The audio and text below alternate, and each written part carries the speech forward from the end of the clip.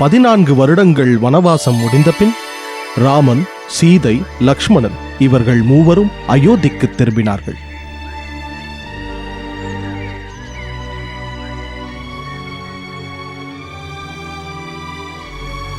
ராமன் அயோத்தி மன்னனாக முடிசூட்டிக் கொண்டான்.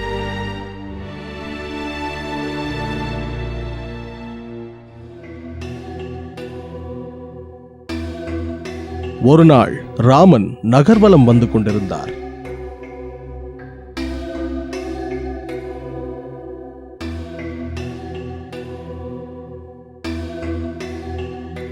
அப்பொழுது ஒரு கணவன் மனைவி இடையே ஏற்பட்ட சண்டை அவர் கவனத்தை ஈர்த்தது. இந்த அற்புதமான அயோத்திய நாட்டில் வாட நாம் மிகவும் பாக்கியம் செய்துள்ளோம். உண்மைதான், கடவுளுக்குத்தான் நன்றி சொல்ல வேண்டும். ஏன் அவருக்கு நன்றி சொல்ல வேண்டும்? மன்னர் ராமன் மட்டும்தான் நமக்கு கடவுள். சரி, அப்பொழுது அவரது மனைவி சீதை, அவளும் தான் ராமருடன் 14 வருடங்கள் காட்டில் இருந்தாள். ஆனால் அவர்களை விட கௌரவத்திலும் ஒழுக்கத்திலும் ராமன் தான் உயர்ந்தவர். அதை புரிந்து கொள். அவர்கள் ஒழுக்கமானவர்கள் என்பதில் எனக்கு துளியும் சந்தேகமில்லை. ஆனால் மற்றொரு மன்னரின் சிறையில் பல வருடம் இருந்த சீதா தேவியை மீண்டும் அழைத்து வரும் துணிச்சல் ராமனுக்குத்தானே இருந்தது. அங்கு என்ன நடந்ததோ ஏது நடந்ததோ. பெண்களின் உணர்ச்சிகளை பற்றியும் மனதை பற்றியும் உங்களுக்கு ஏதாவது தெரியுமா? அவள் எத்தனை பிரச்சனைகளை கடந்தாள், அதையெல்லாம் பார்க்க மாட்டீர்களா?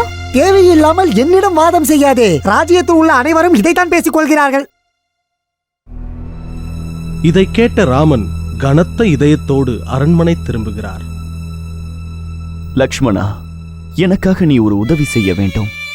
சொல்லுங்கள் அண்ணா, தங்களுக்கு நான் என்ன உதவி செய்ய வேண்டும்? லக்ஷ்மணா, சீதாவை அழைத்துச் சென்று காட்டில் விட்டு வா. அண்ணா, என்ன ஆயிற்று உங்களுக்கு? மற்றவர்கள் பேசும் வகையில் நாம் எப்போதுமே நடந்து கொள்ளக்கூடாது. என்ன நடந்தது என்று சற்று தெளிவாக கூற முடியுமா அண்ணா? ராமன் முந்தைய இரவு தான் காதில் கேட்ட விஷயங்களை லக்ஷ்மணனுக்கு விவரமாக கூறினார்.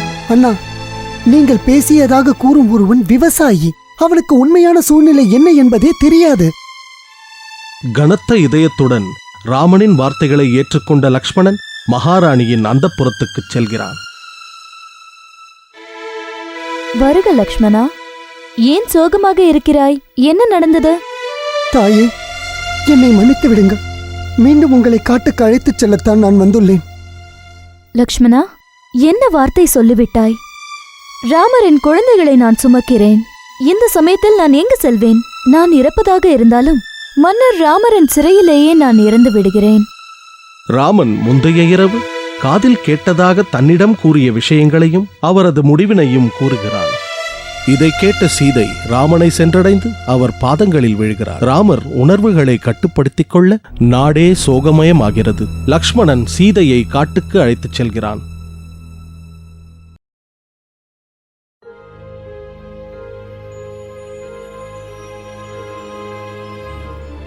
மனமும் உடலும் புண்பட்டு கர்ப்பவதியான சீதை அடர்ந்த கானகத்தில் தனித்து விடப்படுகிறாள்.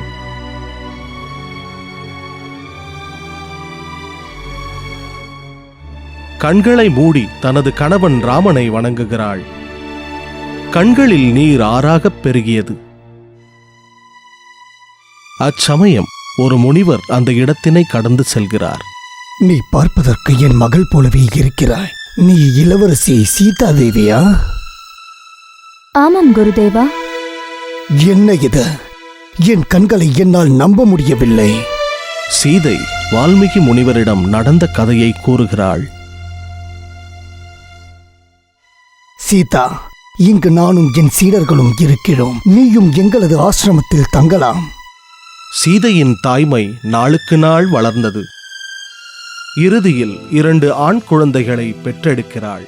அவர்களுக்கு லவன் மற்றும் குசன் என்று பெயரிடுகிறார் வால்மீகி. குசா என்னும் புல்வகையை கொண்டு முதல் குழந்தையை ஆசீர்வதித்ததால் அவனுக்கு குசன் என்று பெயரிடுகிறார். 2வது குழந்தைக்கு புற்களின் மிச்சம் என்று பொருள்படும் வகையில் லவன் என்று பெயரிடுகிறார்.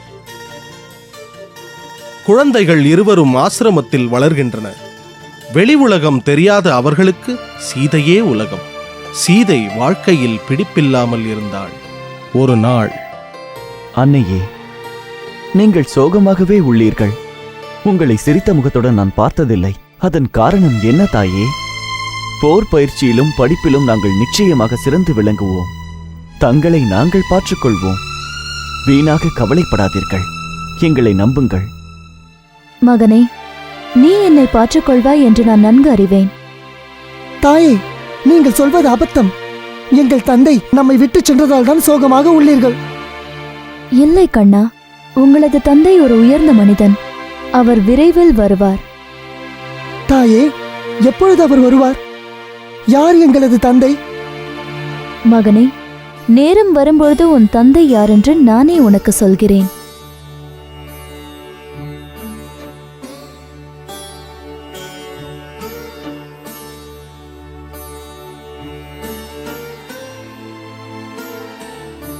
என் அருமை லவன் குசன், இப்பொழுது நீங்கள் போருக்கான அனைத்து பயிற்சிகளையும் முடித்து விட்டீர்கள். இப்பொழுது நீங்கள் என்னை எதிர்த்து நிற்பீர்களா? நிச்சயமாக குரு. ஆனால் நீங்கள் எங்களை கண்டு பயப்படக்கூடாது. ஆம் குரு, அவன் சரியாக சொல்கிறான். வால்மீகி இரு குழந்தைகளையும் ஆறத் தழுவுகிறார். உங்களுக்கு நான் ஒரு முக்கியமான கதையை சொல்ல வேண்டும். இந்த கதை அயோத்திய நாட்டு மன்னன் ராமனை பற்றியது. அவர் யார் குரு? அவர் ஒரு அற்புதமான மன்னர், அற்புதமான போராளி, ஒரு உண்மையான சத்திரியன், உயர்ந்த இளவரசன். மனிதர்களில் அவனை சிறந்தவன். இந்த கதை அற்புதமாக இருக்கும் போல் இருக்கிறதே குரு. அவர் என்ன செய்தார்? அவனுடைய தந்தைதான் அரசன் தசரதன். ஒரு சக்தி வாய்ந்த வில்லை உடைத்ததன் மூலம் அவன் அழகான இளவரசியை மணந்தான். அவன் மன்னனாக மணிமுகடும் சூடும் நேரத்தில் அவனது சிற்றன்னையால் 14 ஆண்டுகள் வனவாசம் புரிவதற்கு அனுப்பப்பட்டான்.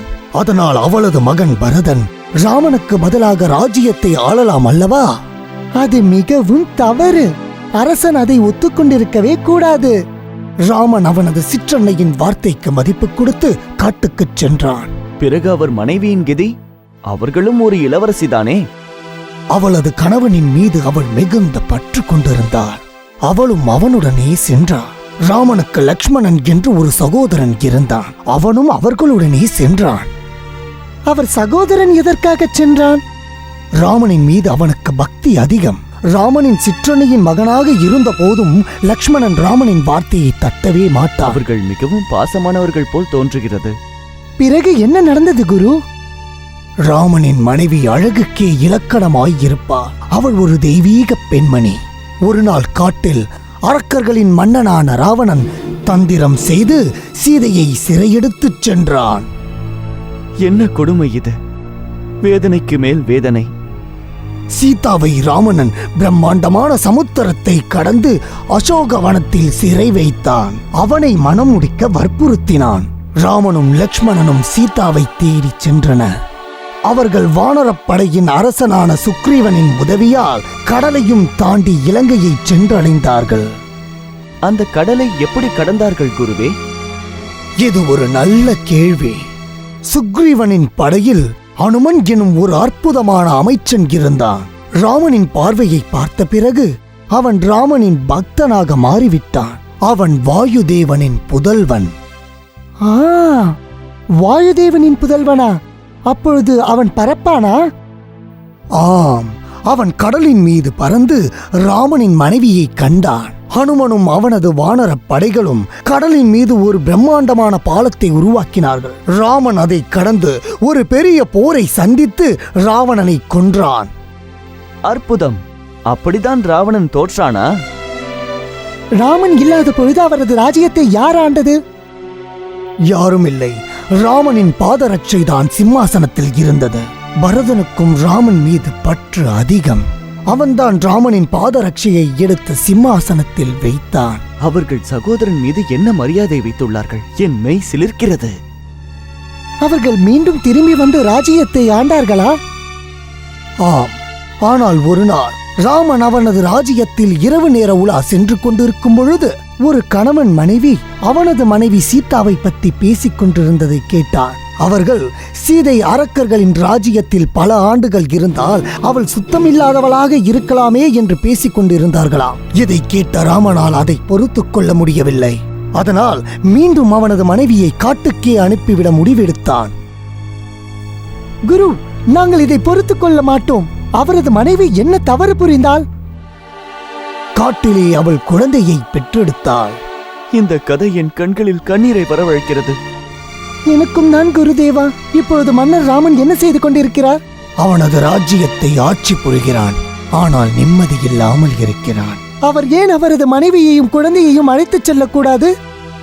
என் அருமை குழந்தைகளே, நீங்கள் தான் மன்னர் ராமனின் குழந்தைகள். உங்கள் தாய்தான் ராமனின் மனைவி. நாம் ராமனை தேடி போகக்கூடாது. உங்களது தந்தையே இங்கு வந்து உங்களை அழைத்துச் செல்ல வேண்டும். அந்த நேரம் வரும் வரை நீங்கள் காத்திருக்க வேண்டும். மன்னர் ராமன் தான் எங்களது தந்தையா? என் தாய் இத்தனை வேதனைகளை அனுபவித்துள்ளாரா? அதுவும் எங்களால். நீங்கள் பொறுமையாக இருக்க வேண்டும். நேரம் வரும்பொழுது நிச்சயம் உங்கள் தந்தை இங்கு வந்து உங்களை அழைத்துச் செல்வார்.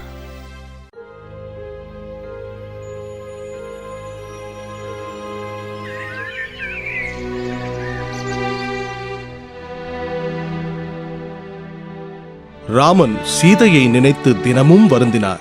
ஆனால் பாசத்தை விட கடமை அவருக்கு பெரிதாகப்பட்டதால் கோசலை நாட்டை ஆள்வதில் கவனம் செலுத்தினார். 15 வருடங்கள் கழிந்த பின்னர் அகஸ்திய முனிவரை சந்திக்கச் செல்கிறார். வரவேண்டும் ராமா. உன்னுடைய அற்புதமான ஆட்சியால் நாடே மகிழ்ச்சி கடலில் மூழ்கியிருக்கிறது. குருவே, ராஜ்யமும் மக்களும் ஆனந்தமாகத்தான் உள்ளார்கள். ஆனால் நான் நிம்மதியாக இல்லை. போரில் நான் பல உயிர்களை எடுத்துள்ளேன். என் மனைவி மக்களை இழந்துள்ளேன். அவர்கள் எங்குள்ளார்கள் என்பது கூட இப்பொழுது எனக்கு தெரியாது. சரி, அஸ்வமேத யாகம் நடத்து. ஒரு வெள்ளை குதிரையை வைத்துக்கொண்டு முழு பௌர்ணமி அன்று பிரார்த்தனை செய். பிறகு சுதந்திரமாக அந்த குதிரையை விட்டுவிடு. மிக்க நன்றி குருதேவா. தங்களின் சொற்படியே நான் நடக்கிறேன். என் ஆசி உனக்கு எப்பொழுதும் உண்டு ராமா. லக்ஷ்மணா, அஸ்வமேத யாகம் நடத்த இது சரியான நேரம் என்று நினைக்கிறேன். அண்ணா, ராஜ்யத்துக்கு நீங்கள் எப்பொழுதுமே நல்லதுதான் செய்வீர்கள். லக்ஷ்மணா, நாம் அனைத்து முனிவர்களையும் அழைக்க வேண்டும். அதாவது வசிஷ்டர், ஜபலி, கஷ்யப், வாமதேவர், அதோடு மன்னர் சுக்ரீவனையும் அவரது வானர படைகளையும் அழைக்க வேண்டும். ஜாம்பவான், விபீஷன், இலங்கையில் உள்ள மற்ற அமைச்சர்களையும் அழைக்க வேண்டும். இவை அனைத்திற்கும் மேல் அனுமனையும் தான்.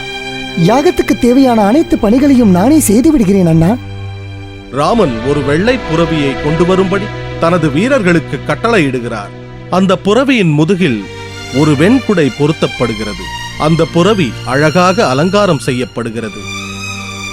லக்ஷ்மணா, குதிரையை சுதந்திரமாக விட்டுவிடு. அது விரும்பும் இடம் எங்கு வேண்டுமானாலும் செல்லலாம். அதை யாரும் தடுக்கக்கூடாது. அப்படி யாராவது அதை தடுத்து நிறுத்த முயற்சி செய்தால் அவர்கள் கடுமையாக தண்டிக்கப்படுவார்கள் என்று அறிவித்துவிடு. அப்படியே ஆகட்டும் அண்ணா, கவலைப்படாதீர்கள். யாரும் குதிரையை தடுத்து நிறுத்த மாட்டார்கள். ஸ்ரீராமனின் அந்த அழகிய புறவி வால்மீகி முனிவர் இல்லாத சமயத்தில் அவரது ஆசிரமத்தினுள் நுழைகிறது.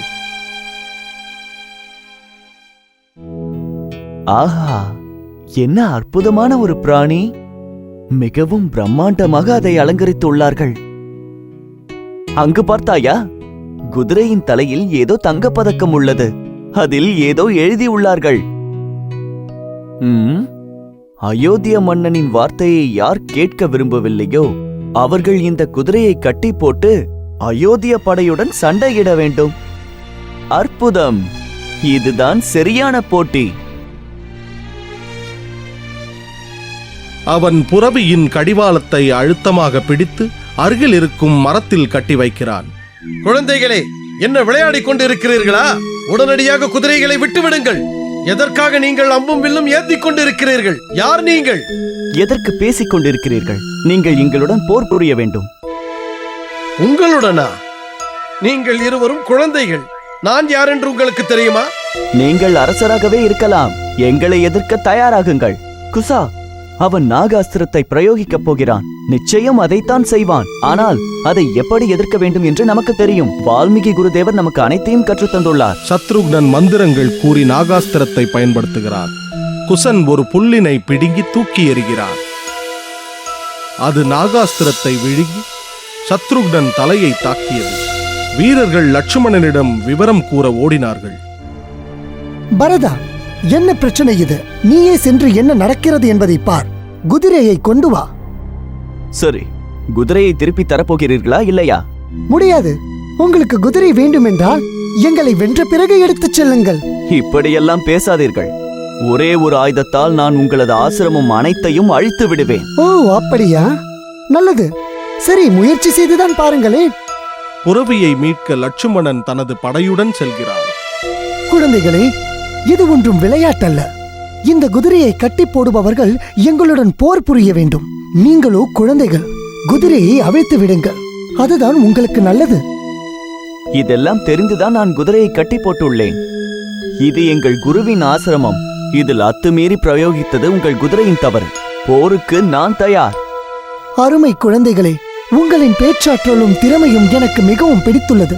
எனது படைவீரர்களை நீங்கள் தாக்கியதை கூட நான் மன்னித்து விடுகிறேன். உடனடியாக நீங்கள் குதிரையை அவிழ்த்து விடுங்கள். எங்களை மன்னிக்க நீங்கள் யார்? குழந்தைகளை போரிட்டு வெல்லும்படி சத்ருக்னன் சுக்ரீவனுக்கும் அனுமனுக்கும் ஆணையிடுகிறார். 2 சகோதரர்களும் ராமனின் சேனையின் மீது ஆக்ரோஷமாக போர் தொடுக்கின்றன. வீரர்கள் தாக்குதலை சமாளிக்க முடியாமல் ஓடினர். குழந்தைகள் அன்னை சீதையிடம் சென்றனர். அன்பு தாயே, இன்று ஒரு குதிரையை பார்த்து அதை நாங்கள் கட்டி போட்டோம். அதன் பிறகு ஒரு வானரமும் ஏராளமான மனிதர்களும் அவர்கள் படைகளுடன் போருக்கு வந்தார்கள்.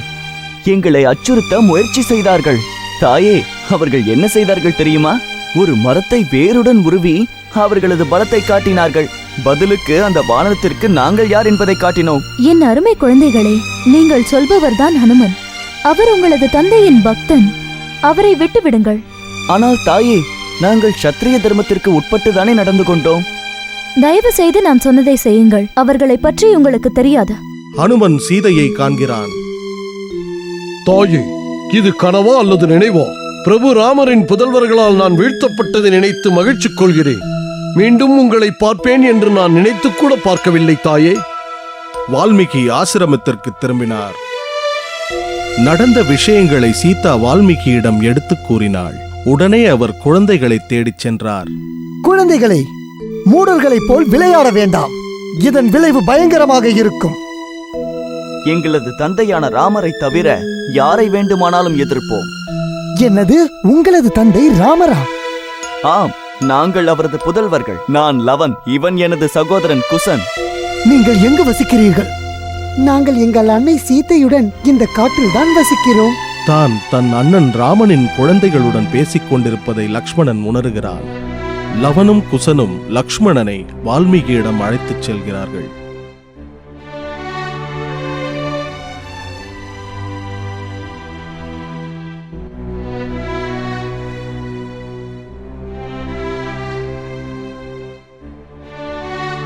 வணங்குகிறேன் குரு. எங்கள் இளவரசர்களின் திறமையை இந்த அளவுக்கு வளர்த்த உங்களை எப்படி பாராட்டுவதென்றே எங்களுக்கு தெரியவில்லை. லக்ஷ்மணா, உன்னை கண்டதில் எனக்கு மிகுந்த சந்தோஷம். இப்பொழுது நீ இவர்களை ராமனிடம் அழைத்துச் செல்லலாம். இந்த நாளுக்காகத்தான் நான் காத்துக்கொண்டிருந்தேன். லக்ஷ்மணனுடன் செல்லுங்கள் குழந்தைகளே. உங்கள் தந்தை ராமனின் புகழை பாடுங்கள். இந்த உலகமே நாளை அவரது கதையை தெரிந்து கொள்ளட்டும்.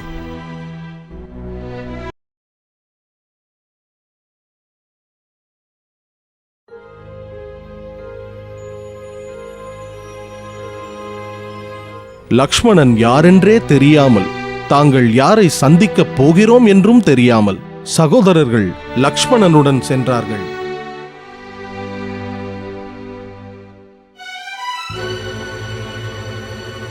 லக்ஷ்மணா, இந்த அழகான குழந்தைகள் யார்? மாமன்னா, உங்களை சந்தித்து தங்களிடம் ஒரு கதையைச் சொல்லத்தான் இவர்கள் இங்கு வந்துள்ளார்கள். சுவாரஸ்யமாக உள்ளது. கோசலையின் மன்னனான ராமனின் புகழைப் பாடி அவரது கதையையும் முழுமையாக எடுத்துக் கூறினார்கள். அவரது வீரம், ஒழுக்கம், துக்கம், வெற்றி இவை அனைத்தைப் பற்றியும் கூறினார்கள். ராமர் மெய்மறந்து அவர்களை பார்த்தார். என் அருமை புதல்வர்களே, என் அருகில் வாருங்கள். ராமர் இரு குழந்தைகளையும் அணைத்துக் கொண்டார். நான் தான் உங்களது தந்தை ராமன். உங்களின் அன்னை சீதாதேவி எங்கே? தந்தையே, உங்களை காண நாங்கள் நெடுநாட்கள் ஆவலோடு காத்துக் கொண்டிருந்தோம். இப்பொழுது உங்களை காணும் பாக்கியம் எங்களுக்கு கிடைத்து விட்டது. லவனும் குசனும் ராமன், லக்ஷ்மணன் மற்றும் பரதனுடன் வால்மீகியின் ஆசிரமத்திற்கு திரும்பினார்கள். ராமன் சீதையை கண்டவுடன் திகைத்துப் போய் நின்றார். சீதா, இப்பொழுது எனது மகிழ்ச்சியை கூற வார்த்தைகளே இல்லை. என்னுடன் மீண்டும் அயோத்தியாவிற்கு வந்துவிடு. பிராணநாதா, நமது குழந்தைகளை உங்களிடம் ஒப்படைக்க மட்டும்தான் நான் காத்துக் கொண்டிருந்தேன். இந்த நாளைத்தான் எதிர்பார்த்து கொண்டிருந்தேன். நான் எப்பொழுதுமே உங்களது சீதையாக தான் இருப்பேன். நான் இப்பொழுது எனது அன்னையான பூமாதேவியிடமே செல்ல விரும்புகிறேன். அன்னையே, தயவு செய்து எங்களை விட்டு செல்லாதீர்கள். நாங்களும் உங்களுடனே வந்து விடுகிறோம். குழந்தைகளே, உங்களது தந்தை உங்களை சிறப்பாக பார்த்துக் கொள்வார். நீங்கள் கவலைப்படவே வேண்டாம். சீதை கண்களை மூடுகிறாள். திடீரென்று அவளின் பாதங்களின் கீழ் பூமி பிளந்தது. சீதை பூமிக்குள் செல்ல பூமி மீண்டும் மூடிக்கொண்டது.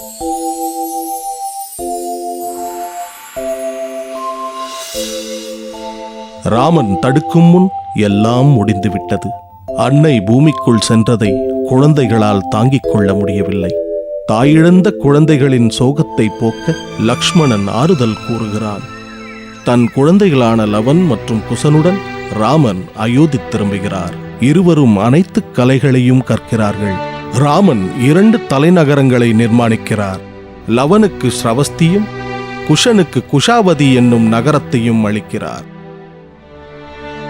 சரயு எனும் நதிக்குள் இறங்கி தனது அவதாரமான விஷ்ணுவுடன் கலக்கிறார். இறுதியில் லக்ஷ்மியின் அவதாரமான சீதையுடன் ஒன்று சேருகிறார்.